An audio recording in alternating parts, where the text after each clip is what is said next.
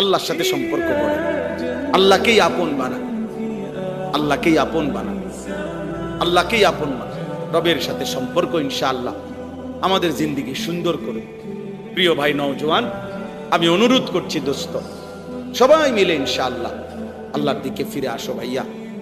এই যাদের চুল কাফের মুশরিকদের মতো, ইহুদি খ্রিস্টানদের মতো, প্রিয় ভাই, আত্মমর্যাদা যদি কারো থাকে, সে বেঈমানের মতো সাজতে পারে না, এটা মনে রাখে।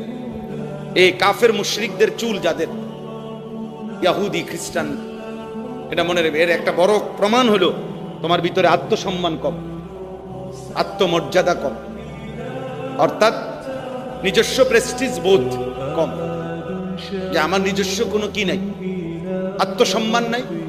আমি যখন যার যেটা দেখি আমি তারটাই করি, এটা বেগায়রত মানুষের কাজ।